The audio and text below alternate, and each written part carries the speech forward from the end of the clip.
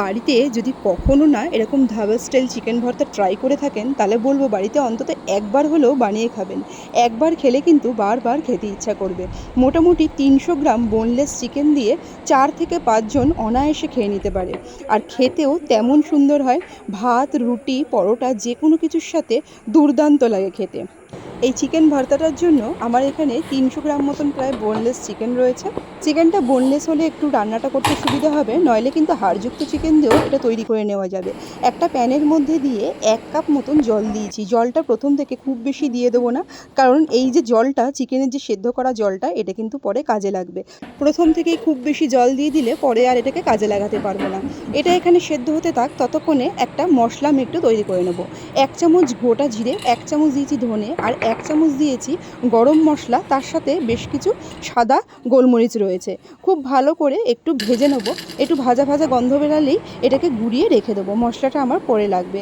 আর ততক্ষণে কিন্তু চিকেনটাও এদিকে সেদ্ধ হয়ে গেছে। চিকেনটাকে তুলে রেখে দেবো আর জলটাকে আলাদাভাবে রেখে দেবো। আগেই বলেছি জলটা আমার কাজে লাগবে, তাই জলটা কিন্তু একদমই ফেলে দেবো না। এরপর যে সেদ্ধ করে রাখা চিকেনগুলো একটু সামান্য ঠান্ডা হলে দুটো কাঁটা চামচের সাহায্যে একটু ছোট ছোট করে টুকরো করে নেব। যেহেতু চিকেনটা প্রায় 5 মিনিট ধরে সেদ্ধ করেছি আর প্রায় পুরোটাই সেদ্ধ হয়ে গেছে, তাই এই কাজটা করতে কিন্তু বেশিক্ষণ সময়ও লাগবে না। তবে এই কাজটা কিন্তু ছুরি দিয়েও ছোট ছোট টুকরো করে নেওয়া যেতে পারে। তবে এই রকমভাবে করলে একদম ধাবা স্টাইল চিকেন ভর্তার মতন দেখতে হয়। ধাবাতে যে চিকেন ভর্তাগুলো খাওয়া যায় তাতে কিন্তু এই রকমই চিকেনের যে টেক্সচারটা সেটা থাকে। এরপর কড়াইয়ের মধ্যে সাদা তেল দিয়েছি, মোটামুটি 4 থেকে 5 টেবিল চামচ মতন।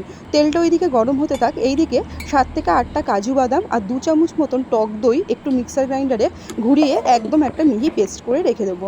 এটাও আমার কাজে লাগবে। এরপর তেলটা গরম হলে একটা তেজপাতা শুধুমাত্র ফোড়নে দিয়েছি। ফোড়ন থেকে একটু সামান্য গন্ধ বেরালে এর মধ্যে দিয়ে দেবো 3 চামচ পেঁয়াজ, আদা, রসুন বাটা। এখানে একসাথে বাটা রয়েছে, পেঁয়াজ, আদা, রসুনটা 3 চামচ মতন ব্যবহার করেছি। আর এই পুরো রান্নাটাই কিন্তু একটু ধিমে আঁচে করতে হবে। কোনো মশলা পুড়ে গেলে টেস্টটাই একদম ডিফারেন্ট চলে আসবে। একদম লো করে করে প্রত্যেকটা মশলা দিয়ে দিয়ে কষিয়ে রান্নাটাকে করতে হবে। মোটামুটি পেঁয়াজ, আদা, রসুনের কাঁচা গন্ধটা চলে যাবার পর পরিমাণ মতো নুন, হলুদ আর 1 চামচি নিয়েছি এখানে ঝাল লঙ্কার গুঁড়ো। একদম ঝালের জন্য আমি এটাই ব্যবহার করেছি, কোনো কাঁচা লঙ্কা ব্যবহার করিনি, সেই হিসাবে ঝালটা এখানে দিয়েছি। এই মশলাটাকেও খুব ভালো করে একটুখানি কষিয়ে নেব। মশলা থেকে যখনই পুরো তেল ছেড়ে আসবে তখন এর মধ্যে আগে থেকে যে সিদ্ধ করে রাখা চিকেনটা সেটা দিয়ে দিলাম। প্রত্যেকটা মশলার সাথে চিকেনের টুকরোগুলো যাতে খুব ভালো করে মিশে যায়, একদম লো আঁচে রেখে খুব ভালো করে সুন্দর করে কষিয়ে নেব। যেহেতু চিকেনের যে টুকরোগুলো সেদ্ধ করাই রয়েছে, এই পর্যায়ে কাজটা করতে কিন্তু খুব বেশি সময় লাগবে না। মিনিট 2-1 ধরে একটুখানি কষিয়ে নিলেই হয়ে যাবে, আর মশলার কাঁচা গন্ধ আগে থেকেই চলে গেছে। এরপর যে পেস্ট করে রাখা কাজু বাদাম আর দইটা সেটা দিয়ে দিলাম। আর এই পর্যায়েও কিন্তু একদম গ্যাসের ফ্লেমটা লোতে রয়েছে। অনেক সময় তো হাই হিটে টক দই দিলে টক দই কিন্তু ফেটে যায়, সেই দিকটা একটু লক্ষ্য করে দিতে হবে। খুব ভালো করে মিশিয়ে নিয়ে আবারও সুন্দর করে কষিয়ে নিচ্ছি। টক দইয়ের থেকে একটা তেলাক্ত ভাব আর পুরো মশলাটা থেকে একটা তেলাক্ত ভাব যখনই বেরিয়ে আসবে, সুন্দর করে কষানো হয়ে গেলে এরপর এর মধ্যে চিকেনের যে পুরো জলটা ছিল, সিদ্ধ করে রাখা যে জলটা, সেই জলটা দিয়ে দিলাম। আর এই রান্নায় কিন্তু খুব বেশি ঝোল ব্যাপারটা থাকে না, একেবারেই একদম হালকা গামাখা হয়। সেই হিসাবে খুব বেশি কিন্তু জল দেওয়া যাবে না। ওই জন্যই চিকেন সিদ্ধর সময় জলটা একটু দেখে নিতে হবে। খুব সুন্দর করে তেল ছেড়ে এসছে আবারও, আর জলটা একদম শুকিয়ে গেছে।